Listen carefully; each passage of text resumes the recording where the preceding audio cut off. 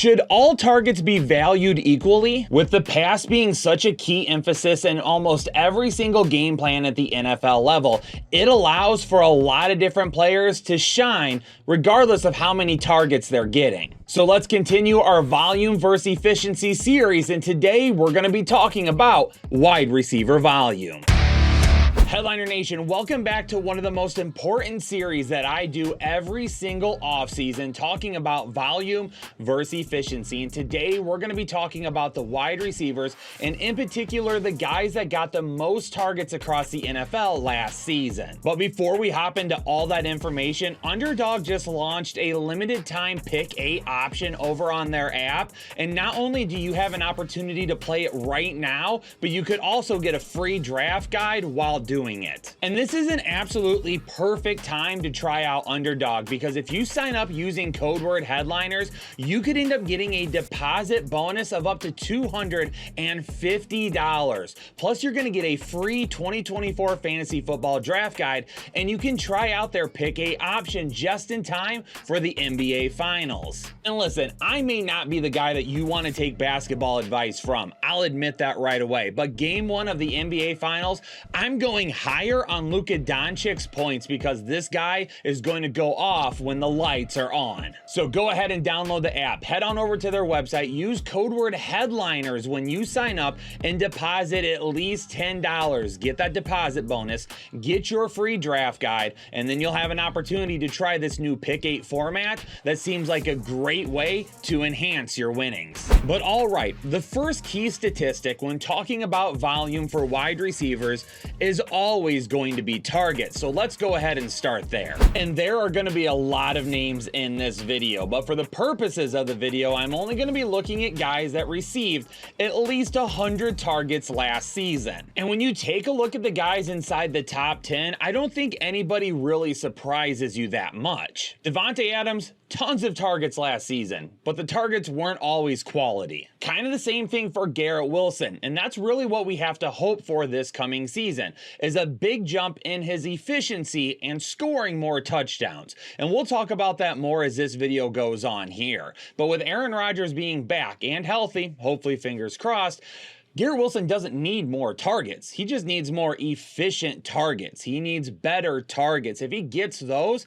I don't care where his volume goes from here. Heck, his volume could even slip a few targets if it needed to, but it definitely could mean higher upside week in and week out instead of where we saw him last year, which was an okay floor most of the time. And I think Garrett Wilson is one of the prime examples of more isn't always better, because in the passing game at the NFL level, you could receive a ton of targets, but it doesn't necessarily mean you're going to turn out great fantasy production every single week. And that's why when people argue, well, volume is king, I want these guys, this is all I'm looking at, that argument right there is what spawned or birthed this series that I've done for 3 years running now, is taking a look at the volume and how it transitions to efficiency and how we need to use both statistics in order to make the best possible decisions. Because when you take a look at Davante Adams, tons of volume, was a real fantasy headache last year. Garrett Wilson, tons of volume, was a real fantasy headache last year. Now, those might just be one-offs, because as you look through the numbers here, there's really only one other person that you can kind of say that about, and that was Stefon Diggs, right? Lots of targets, fantasy headache. Everybody else inside the top 10 was generally a pretty good fantasy option every single week. Now, wide receivers, more than running backs and more than tight ends, have a really big debate in the volume versus efficiency area. And when you take a look at the targets and the names the rest of the way down the screen, guys like Nico Collins pop out to you. Great season last year, and he was a guy that for his ADP last season was an absolute steal and a fantasy stalwart in our lineups. But when you take a look at the volume that he had last season and you compare it to the team that he has around him right now, you've added Stefon Diggs, you still have Dalton Schultz, you still have Tank Dell, who will hopefully be 100% at the start of the season, and you added Joe Mixon to the run game, who has helped in the passing game while he's been in Cincinnati. So if a guy like Nico Collins had so few targets last season, he relied a lot on efficiency. So that's kind of the debate that you have is, where does the line get crossed in terms of ADP when he goes from being a guy that is a steal because you can deal with the fluctuations in fantasy output with no problem, to this is a guy that I need getting consistent targets because he's got to be one of my top performers every single week. And you're going to hear more and more and more about Nico Collins as this offseason goes on. One of our favorite sleepers last season that we talked about a ton on this channel may not be one of our favorites this year. And then guys at the bottom like Drake London, Zay Flowers, potential breakout candidates this year, should see some more volume, especially Drake London with Kirk Cousins at quarterback right now. So when we compare what his volume was this year to what his efficiency was, we hope that we see a little bit more efficiency than volume, because that could really point to a big breakout coming if the volume increases. And then a guy like George Pickens, he really could benefit from a quarterback that is way more consistent than what Kenny Pickett, Mason Rudolph, or anybody else that they have tried was. And what about Brandon Ayuk? Basically at the very end, only 101 targets last season. Is that number going to be able to come up? Will he see more consistent targets?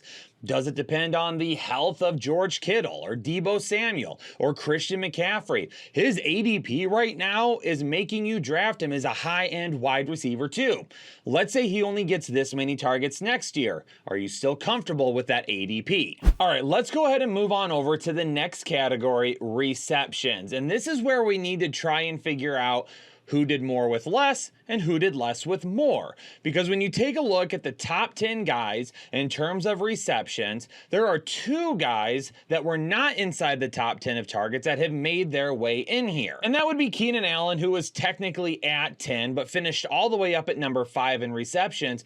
How about Adam Thielen, 13th in targets last year, but finished 10th in receptions? And I don't want to knock on Garrett Wilson, because this is not an indicator of what Garrett Wilson is as a fantasy asset. It's been an indicator of the quarterback throwing to him. But 4th in targets last season and only 13th in receptions. And a lot of times when you see things like that happen, you could point to the fact, well, maybe that player had a lot of drops, and maybe that's why he had a lot of targets but not a lot of receptions.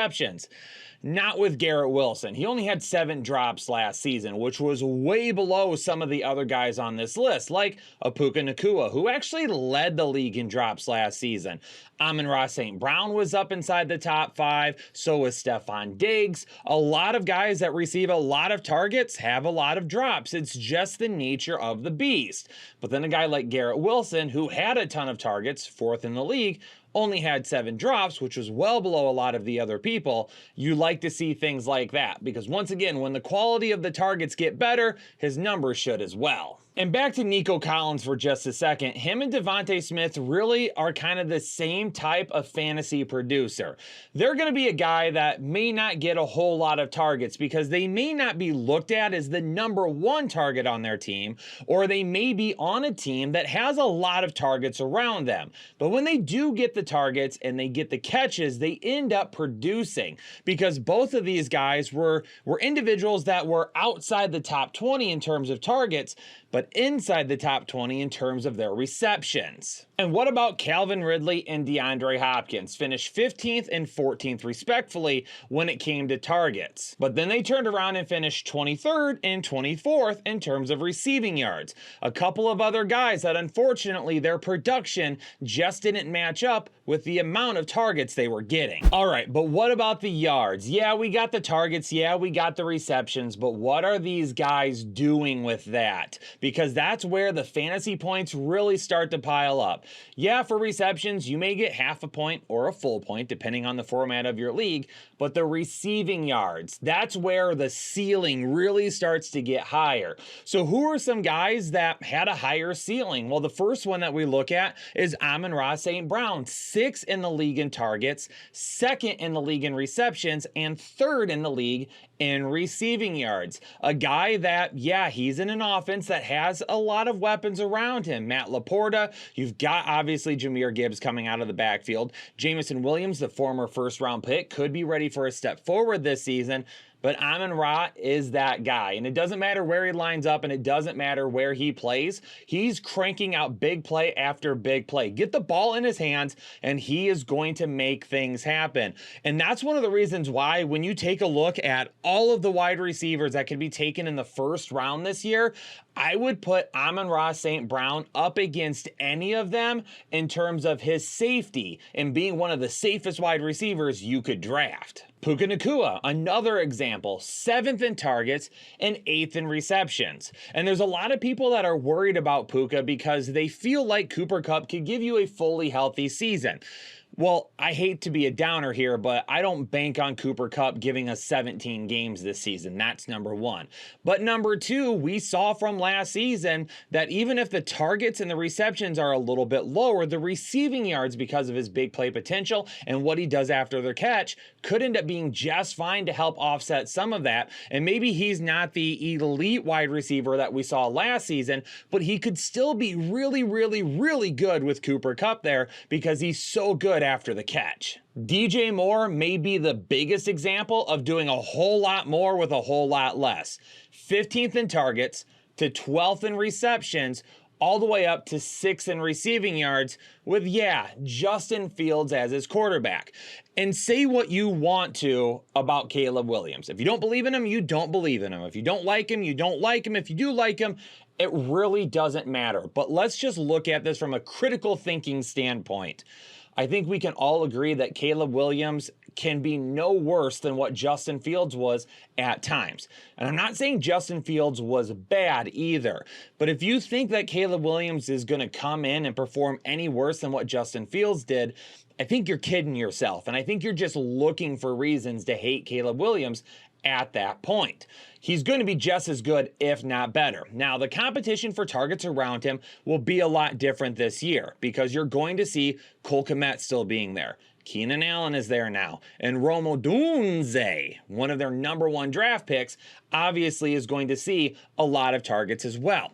But with DJ Moore, we know, based on these numbers here, that maybe the targets won't be as high as we would like, but he can do some big things after the catch. He can play the deep ball. He can go over the middle of the field. He's one of those true elite wide receiver weapons that have a route tree that can win anywhere. And because of that, he should not be overlooked just because of his quarterback or just because of the guys around him. And for Brandon Ayuk, I talked about it a few minutes ago, right? I asked you, hey, if he still gets this many targets, are you going to be comfortable with where he ends up landing? Because you're going to have to draft him as like a high wide receiver too.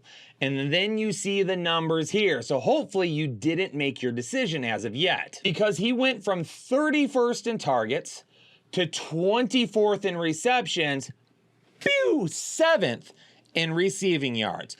And that's why Brandon Ayuk is such a good wide receiver, because he has such an elite big play ability. And he's in the perfect offense for that too, because you have to pay so much attention over the middle of the field into any intermediate routes with guys like Christian McCaffrey, George Kittle, and Deebo Samuel. And Brock Purdy is so good in those areas that even if he isn't the best deep thrower in the league, Brandon Ayuk sees so many one-on-one matchups, sometimes you can toss it up for him and he's going to be able to go get it no matter what. So Brandon Ayuk, is he going to be a safe option? Probably not, because I can't really see the guy all of a sudden getting 150 targets in 2024. But we know that with even 100 to 110 targets, he can still do a lot of things with that. And maybe Brandon Ayuk isn't a guy that makes you feel real comfortable in a redraft league, but in a best ball league, he could absolutely and should absolutely be considered as a potential wide receiver 1 option in all your drafts if you don't go wide receiver early. Now, here are 3 guys that saw quite a bit of volume last year, but once again, didn't really turn it into a whole lot after the catch. Stephon Diggs. He went from 5th in targets to 6th in receptions to 13th in receiving yards. And we know really he was a pain in the butt at the end of the season. When we needed him most, he really disappeared in that offense. Michael Pittman Jr. Now he sees a little bit of a roller coaster here because he goes from 9th in targets to 4th in receptions. That's a huge jump. I love seeing that. But then he goes from 4th in receptions down to 14th in receiving yards. And that's because he was seeing the volume and he was seeing a lot with it, but but he wasn't really breaking those big plays. After the catch was not really his forte, and down the field was not really his forte either. But things are changing with the Colts offense this year. And number one, we just have to hope that Anthony Richardson stays healthy for an entire season, because if he does that, that gives you two elite running options on the ground with Anthony Richardson and Jonathan Taylor. But then you also added Adonai Mitchell on the other side, and Alec Pierce is still there as well. Both of those guys are field stretchers. Josh Downs out of the slot, definitely a guy that can extend those nickel corners down the field. So if those targets to Michael Pittman still really lay in the intermediate portion of the field this coming year, and he doesn't have a whole lot of big plays, it should open up the potential for more yards after the catch, because if it does that, then we will see his efficiency absolutely climb. But enough about efficiency, because that's going to be another video. Well, what about Davante Adams? These numbers are just absolutely pathetic when you take a look at the downward trend from 2nd in targets to 9th in receptions to 15th in receiving yards. And the worst part about that is his quarterbacks really aren't all that better. You still have Aiden O'Connell, who's going to have probably the inside track as of right now to be the starter. I would guess it's his job to lose, kind of being the incumbent. But Gardner Minshew is going to give him a fight. And the first time Aiden O'Connell messes up or doesn't show that he's ready, Gardner Minshew is going to get a shot. And a lot of people talk about liking Gardner Minshew for Davante Adams. But take a look at a spot above Davante Adams on this list. You see Michael Pittman's name. Who was Michael Pittman's quarterback last year after Anthony Richardson got hurt? It was Gardner Minshew. We're looking at the same type of downward trajectory. And when you take a look at the offenses, I'm sorry, but the Indianapolis Colts offense is much better than the Las Vegas Raiders offense. I mean, if we're arguing that at this point, I'm not even having the argument. I'll let you think that you're right. Because if you think that Davante Adams is going to see this big jump because Gardner Minshew is his quarterback this year, I'm really sorry to tell you that you're probably going to see the same type of downward production. All right, let's move on to receiving touchdowns, and there are some wild discrepancies in this category. Now, you may be sitting out there right now thinking that if a player has a lot of targets and a lot of receptions, they may have more opportunities to score touchdowns, thus being a little bit higher in the league. And the numbers tell us that that thought process couldn't be more than wrong. Because what about a guy like Mike Evans, 18th in receptions last season, tied for first with 13 touchdowns? What about Jordan Addison? You can make an argument that last season he was the number 3 target on his team. Justin Jefferson, TJ Hawkinson when they were healthy, and then Jordan Addison, and then even sometimes KJ Osborne was getting into the mix. Well, this year, Jordan Addison is going to get probably at least half a season of no TJ Hawkinson, and KJ Osborne, well, he's gone. So at worst, he's going to be the number 2 option to start his season. And could you imagine the absolute explosion Jordan Addison could have if he were to see his volume go up and his touchdowns were to stay the same?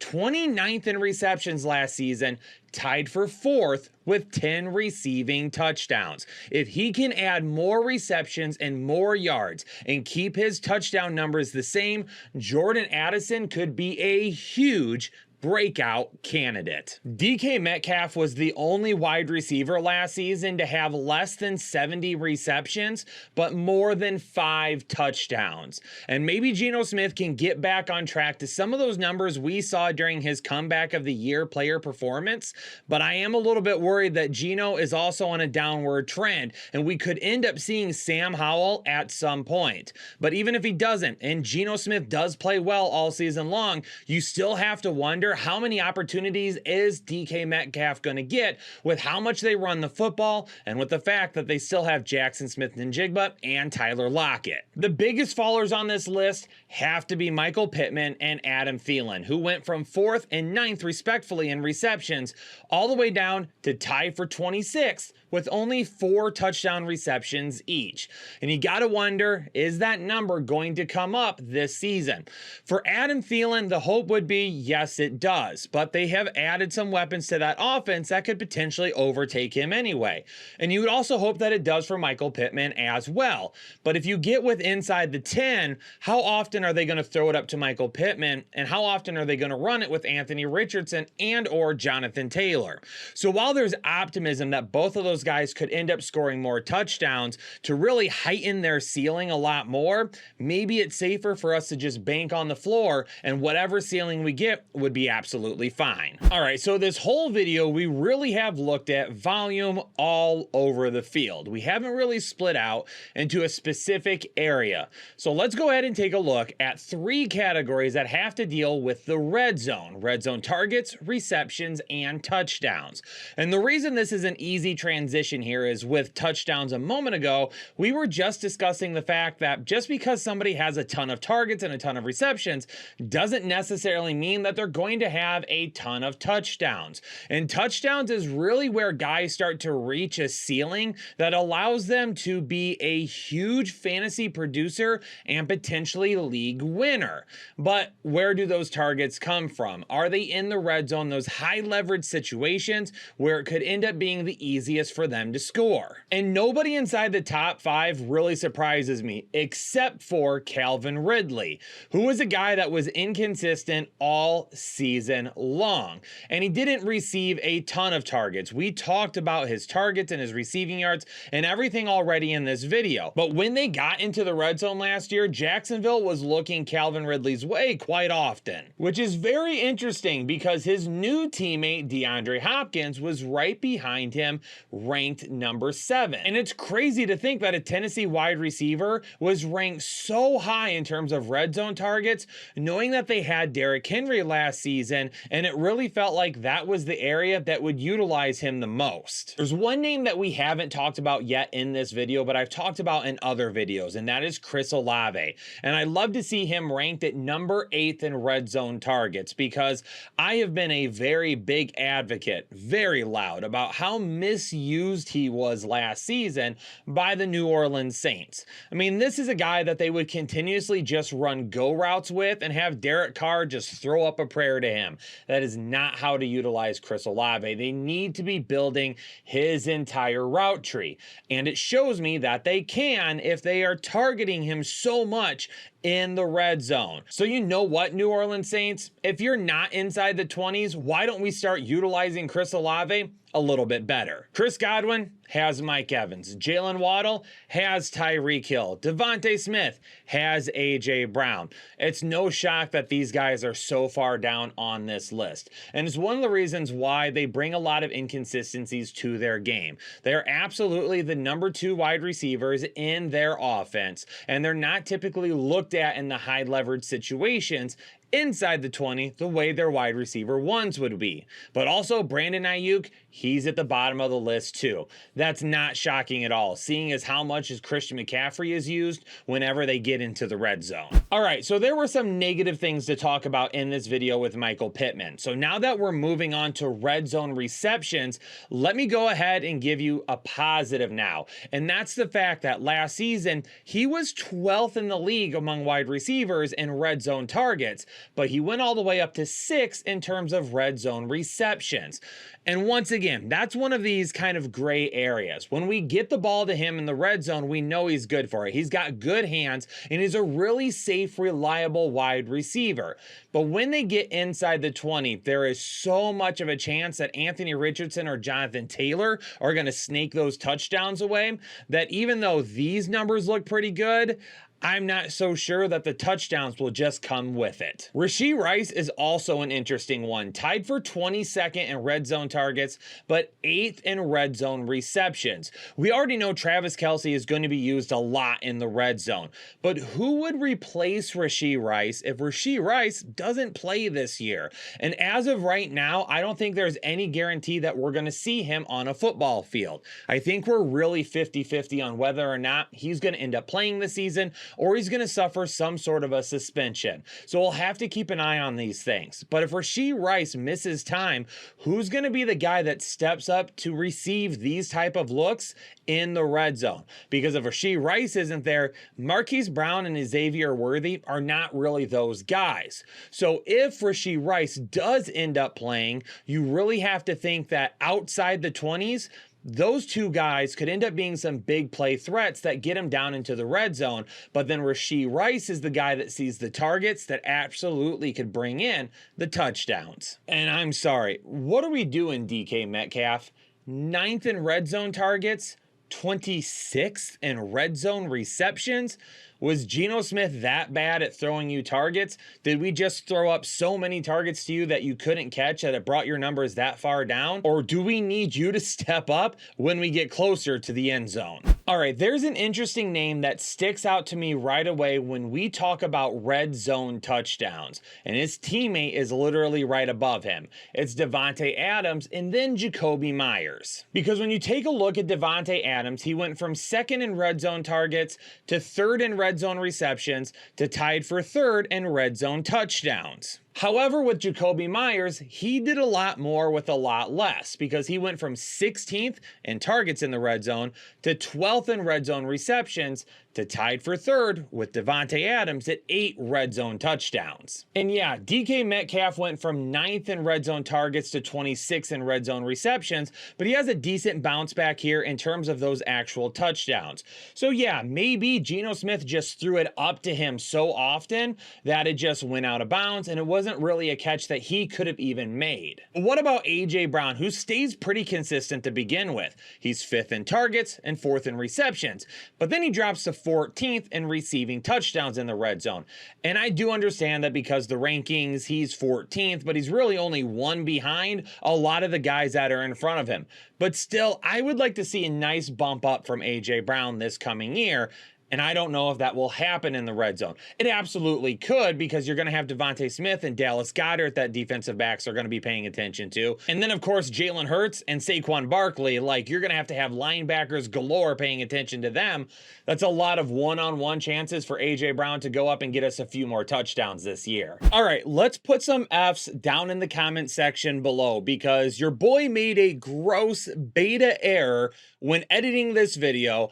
And then I deleted the original file, and when I went to re-record this section, my clothes that I was wearing during the original recording were in the washer. So that's why I have changed in the middle of this video. So put an F down in the comment section below, and if we get 600 likes on this video, I'm gonna choose someone who types F in the comments to get a free draft guide. All right, let's take a look at the average score. And as always with these videos, we take all of the categories that we've talked about, average them out, and then the lower the score, the better that they performed in the volume categories. And the first several names up, it's no shock to anybody. Obviously, CeeDee Lamb and Tyreek Hill, massive performers, no matter any way that you look at it. Amon-Ra St. Brown, though, with his extremely low score here, being number 3 overall, is a great indication that, yeah, lots of weapons around Amon-Ra St. Brown, but it doesn't matter. He's still the focal point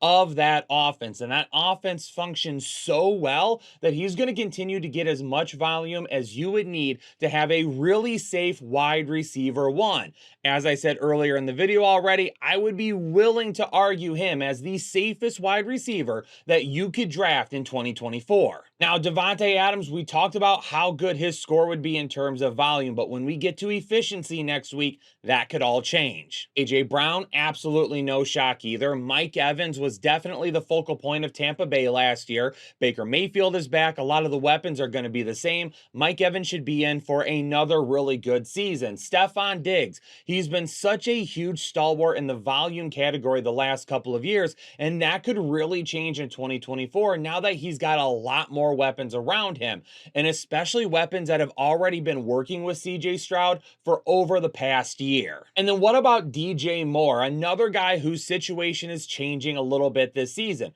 Same team, new quarterback, new teammates. Efficiency wise, what are we going to see from him? Can he prop up the maybe lack of volume this coming season? He was so safe last year with the volume that he was getting that coming into 2024, if he loses any of it, that efficiency is going to have to help bring that floor back up a little bit. All right, taking a look at the next group, there's really one name that feels like it doesn't belong here, and it's Jakobi Meyers. And he's another guy that I really want to keep an eye on this season. He's not really a starter draft pick for me. So if you're picking up Jakobi Meyers, you're really picking him up as a bench spot, and then hopefully he continues to see some of the same volume that he did last year. And if he does and scores a few touchdowns along with it, he could be a guy that becomes like a wide receiver 3 option in those deeper leagues. And maybe if you run like a double flex spot, he could become that second flex spot as well. And with several of the other guys in this area as well, it's really about what are they going to get with a lot of other weapons around them.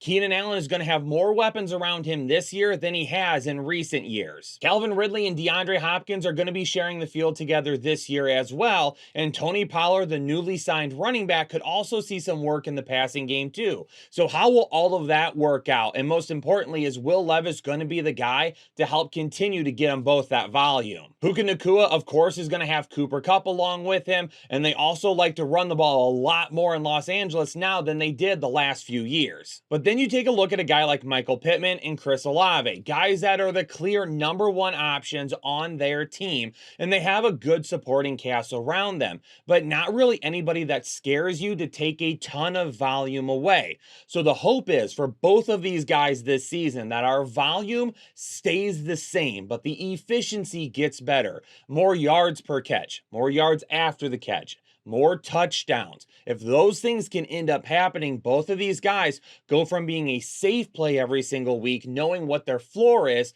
to being a floor play with a decent ceiling to go along with it. And then Jamar Chase, a lot is going to hinge on Joe Burrow. Obviously, with some of the injuries to the Cincinnati Bengals last season, Jamar Chase's numbers don't look that great. If he gives us a full 17 games, he should be just fine this season in terms of volume. But Joe Burrow being healthy all season long would also be a big help there. Now, this is where we get into a few of the guys that offer us big upside, but that floor can be scary at times because of their volume. And right at the top here, Jordan Addison and Nico Collins. We talked about both of them in this video. How will their situations change this season? And does their volume get any better than what it was?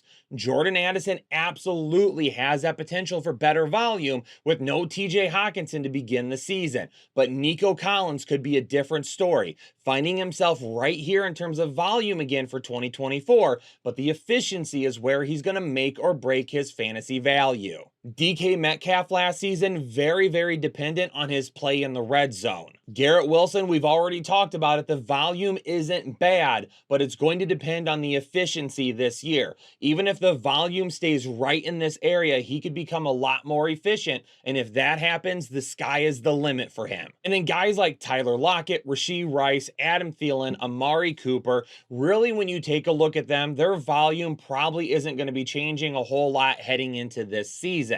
But when you look at the efficiency, which we will next week, that's going to be a big indicator as where their ceilings and floors will lie.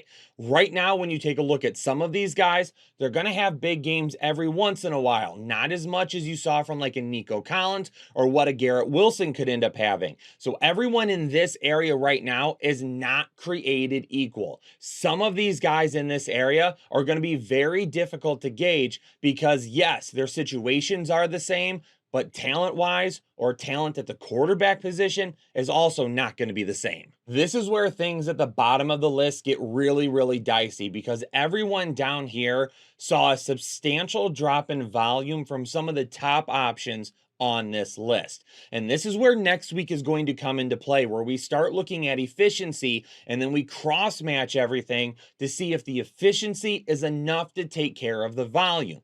If it is, and we'll explain more in those episodes, we've got guys that we are more likely to draft. Like when you take a look at a Devontae Smith and a Brandon Ayuk, We already talked about it in this video. Their efficiency is going to be really, really good. We already know that based on some of the things we talked about here, which is enough to offset their extremely low floor on any given week because of all the options around them and because the way their offense operates. But then you take a look at a guy like Drake London and George Pickens, who are absolutely going to have to see a big step up in their efficiency and likely could with new quarterbacks in play for them to help offset how poor this volume could end up looking. All right, Headliner Nation, we roll on with our volume versus efficiency series. We already did running backs. That video will be recommended to you here in just a moment. And then now we've done wide receivers. On Friday, we will have tight ends next. And then next week, we will be jumping into the efficiency part of this series before wrapping it up with a couple of videos the week after. And those two videos are going to be something that you have never seen on this channel before. So get excited right now because I am excited to show you what I've got in store. But Headliner Nation, I'm going to call it there. All of you have a great rest of the day. Make sure you subscribe if you're new here. Make sure you turn on those bell notifications anytime we go live, anytime we drop new content, you'll know about it right away. And of course, YouTube is now going to recommend to you the running back volume monsters video in case you missed that. Peace out, Headliner Nation. Stay safe and healthy, and I'll catch you on the next episode of the Fantasy Headliners.